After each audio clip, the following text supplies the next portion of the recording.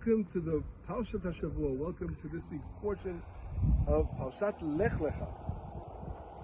Right now we're standing on Itamar's highest peak. This peak is around 900 meters above sea level, about 3,000 feet. And from here, we actually are going to learn about this week's portion. It says in this week's portion, Vayavo Avram ba'aretz ad mekom Shechem ad Elon Moreh. Avram Avinu came to the land of Israel, to the place of Shechem Elon Moreh. He came, as we all know, of course, from Mesopotamia. In that direction, we're looking in the beautiful mountain ridge of Jordan. Those mountains are called Gilad, the mountains of Gilead in English. And the way the two mountains come together, that's called the Yabok crossing, the ancient route where Avraham used to cross over from Transjordan to this side and make his way up this beautiful valley over here. And as it says, he came to a place called Shechem Elon Moreh.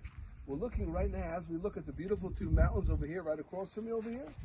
These two mountains are called Har Grizim and Har Ival, the Mount of the Blessing on the left and the Mount of the Curse on the right. And in the center of that beautiful mountain range is the city of Shechem, which the Arab world calls New City, Neapolis. Neapolis means new city. The Arabs can't pronounce the P, so they say Neapolis. They say Neapolis. But that name is a Roman name that they try to erase Jewish history. And therefore we have to realize we're looking at the holy city of Shechem. Shechem, which is an acronym, Rashi Tevot, for Shem Kvod Malchuto. Okay, so we're looking at a very historical view. And I want to talk a little bit about this era. Avraham Avinu comes, and it's fascinating that of all the places in Israel, Hashem says, I want you to go to Shechem first. I want you to come over here first. And the question is, why? Why over here? Why not first to Tel Aviv? Why not first to Yerushalayim, Yer HaKodesh? But Avraham Avinu is told to come here first, which is very interesting. And when he comes here, what does he do? He builds, it says, Vayivim Mizbech, Avraham Avinu builds an altar. And from here he continues his way southward to a place called Bet El, the house of God, which is really literally along the same route. As we're looking in this direction, we call this route Route 60. It's the ancient biblical forefather route that they would travel the length of the country on, along the mountain ridge. And that goes all the way down to Yerushalayim.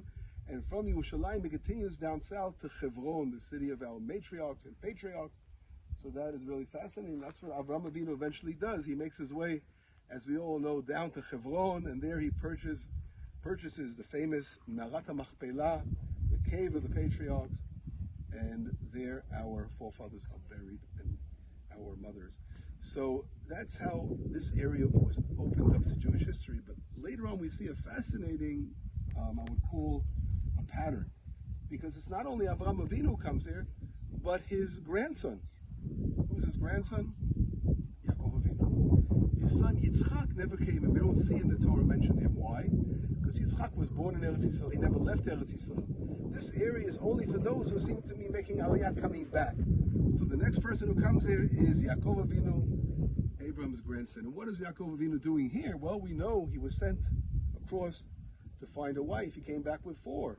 So he finally came back after 20 some odd years. His mother was very nervous about his gingy brother Esav, this redhead that was pretty dangerous, very hairy. She was worried that there would be a war going on over there. So she convinced Yitzchak, the father, saying, let our son go find his wife back to the family. And he goes across to Mesopotamia. He spends 20 some odd years, and he comes back. And when Jacob comes back, Yaakov Avinu, what does he do?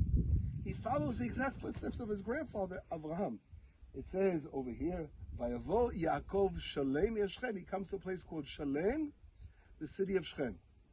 Shalem is located over here. There's a village called Salim. So the Arabs maintained an ancient name of that place called Shalem, where Yaakov comes.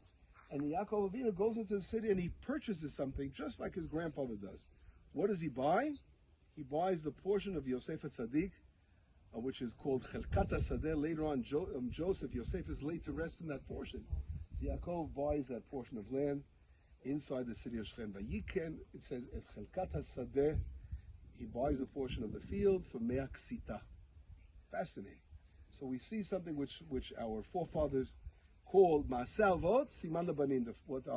What our fathers do is a sign later on for the children. So we see the pattern of returning to the land. On a national scale, does anyone know? Excellent answer. In the time of Yoshua ben Nun, Joshua, As we all know, it's mentioned in the Torah. In Parashat Kitavo, God says, behold, when you come to the land of Israel, I will give you the blessing and the curse. The blessing on Mount Gerizim on the left over here, and the curse on the Mount Eval. And over here, you will build an altar on Mount Eval. And this, Moshe Rabbeinu is not zoche, he's not merits in doing, because he passes away beyond the Jordan, the other side, as we all know. Moshe Rabbeinu passes away. But Yoshua ben Nun, as we just read about, we just finished the Torah recently on Simchat Torah. We read about Yoshua ben Nun. He enters the land, and what do they do when they first come here, Chazal say? It's brought down in chapter 8 of the book of Yoshua. They come over here and they fulfill the covenant of the blessing and the curse. So we see not only Avraham Avinu and not only Yaakov Avinu, but we see all of Israel coming together in this very special area, receiving the Torah in the land of Israel. Isn't that so fascinating? It's precise and exact. So it's a beautiful thing of redemption, because in reality, Avraham Avinu was beginning the redemption for the people. What kind of redemption?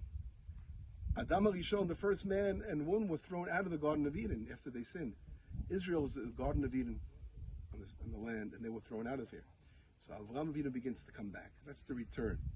But later on, we see something very fascinating. I have to go on a little bit more about Yosef HaTzadik. Yosef, as we all know, he's with his father and the family in Hebron area, all the way down south.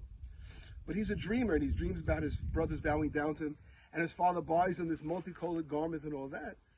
And Yaakov says to Yosef, I want you to go see your brothers. Where are they? Well, they're herding the sheep over here in Shechem, right over here in the field over here. They're all over here herding the sheep. So Yosef knows his brothers don't love him too much, but nevertheless he says, Hineni, here I am, I'm going. And he comes over here, and he's searching for that brotherly love, to see his brothers. His father wants to bring them together. But when he comes over here, he meets someone in the field, and he says to him, Nas'u mizeh, they traveled away from this. What is this? And Rashi says, Achva is the same numerical value as what? Brother. Achva, as we all know, means brotherly love, is mizeh. Nasu mizeh, they traveled away. Achva, from mizeh, achva. They traveled away from brotherly love. And they went a little further north to a place called Dotan, which is over here, Dotaina, right? Further north. And what happens? Yosef comes over here to reunite with his brothers, but instead the opposite happens. He's sold, thrown in a pit, and eventually sold to slavery. So the redemption began here. Avraham Avinu, Yaakov Avinu, all of Israel, but also the exile began here. Again, the second exile, when Yosef was thrown out of Israel and sold to Egypt, the worst tragedy, when brothers sell a brother. That's terrible. There's nothing worse than that. And that began here as well as an individual, began here the exile. But I want to complete this cycle and say, not only on an individual scale did the exile begin, but also on a national scale. This is where all the tribes of Israel got together. When? The son of Shlomo HaMelech, Rechavam, he comes over here and he says to Israel, I want to strengthen and renew my kingdom after he took over from his father Shlomo HaMelech, King Solomon. And he comes over here to Shechem, and instead of listening to the elders who say, be nice to the people, be kind to the people, don't tax them so much, who does he listen to? He listens to the youngsters who say, threaten them with scorpion tails and with thorns, and he says exactly that to them. He chooses their advice. And as a result, what happens? Yerovam, who leads a rebellion and says, we're going home, bye-bye, and Israel is split into two. The splitting of the kingdom of Israel took place over here, and it wasn't long after that, the decline of Israel, and eventually the destruction of our temple, because once we were split into two kingdoms, eventually the 10 tribes were exiled way out there, way beyond the rivers, beyond Jordan, way beyond, all the way into the areas of Afghanistan, Pakistan, China, further in there. And Israel was left with Judah and Benjamin, Yehuda and Benjamin.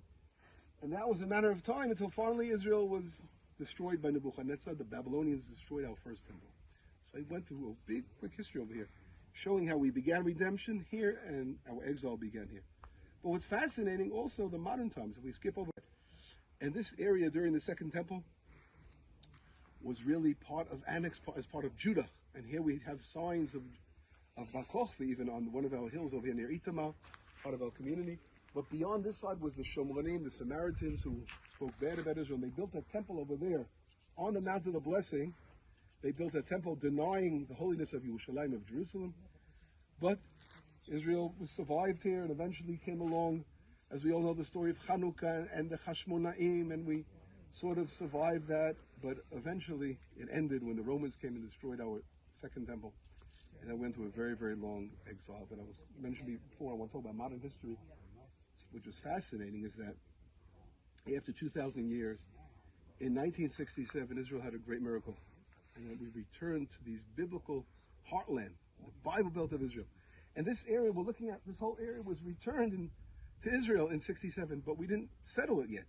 It took many years, only till after the Yom Kippur War in 73, to the Jews to wake up and say, wait a second, God gave us this great blessing of Judea and Samaria. Let's begin to resettle our homeland, which began then. But Itamar here, this area was reestablished in 1984 of Independence Day. And today, as we're driving around here with some friends, we're actually tasting the miracle of the rebuilding of the land. Right across from us, you can see the vineyards that are planted over here, right across. And those vineyards over here that you see is just part of a huge vineyard plantation all over Itamar. And that is fulfilling prophecy. Where is that mentioned in the Bible? Yes, in Jeremiah 31. There he talks about, again, they'll be planting vineyards in the mountains of Samaria.